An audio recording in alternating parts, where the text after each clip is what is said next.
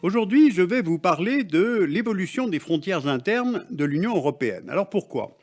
Parce que la frontière dans nos esprits a pour fonction première de protéger, mais plus souvent encore de séparer, de diviser.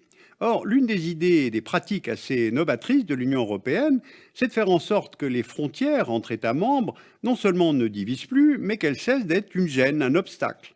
Donc je vais vous donner aujourd'hui plusieurs exemples pour vous montrer concrètement comment on fait pour transformer une ligne de frontières qui divise en frontières qui rapprochent et comment on peut répondre à des défis qui sont communs et qui ne peuvent plus être traités à la seule échelle des États.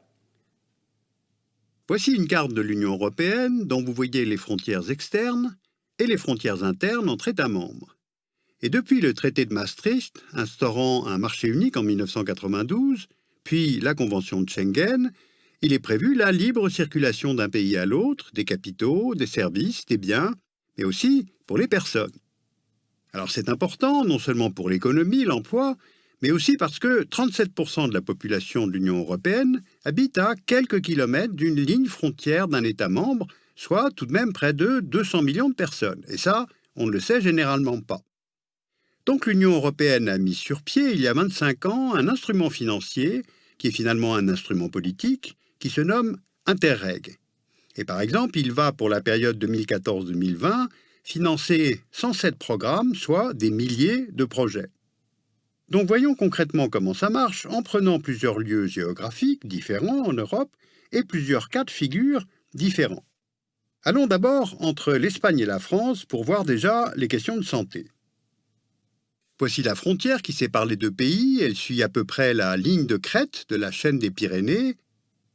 Et si on se rapproche, on repère le plateau de Cerdagne ou Cerdanya en catalan. On appelle Haute-Cerdagne la partie française et Basse-Cerdagne la partie espagnole. C'est une région isolée qui est très belle, où l'on peut faire de la marche et du ski, et où la population peut passer de 30 000 habitants à 150 000 en saison touristique. Or, on a constaté qu'en cas d'accident ou de problème de santé, toute personne habitant côté français devait rouler plus de 100 km pour pouvoir être pris en charge à Perpignan du fait de l'absence d'infrastructures hospitalières dans cette zone frontalière. Alors, face à ce manque d'offres de soins, le ministère de la Santé français et son homologue catalan ont créé en 2010 un groupement européen de coopération territoriale. Et avec cette nouvelle structure juridique, ils ont procédé à un investissement de 31 millions d'euros pour pouvoir construire un hôpital transfrontalier financé à 60% par ce programme Interreg. L'hôpital se situe à Puigcerdà, côté espagnol, à 2 km de la frontière franco-espagnole, et il a ouvert ses portes tout récemment, à l'automne 2014, donc accessible depuis les deux côtés de la frontière. Et en fait, cela pose de nombreuses questions, notamment celle de la responsabilité civile des employés français pour des actes médicaux effectués en Espagne. Ou bien, par exemple, vous êtes française, vous accouchez côté espagnol, il faut que le nouveau-né puisse être reconnu de nationalité française. Ou encore en cas de décès, où doit se faire la déclaration.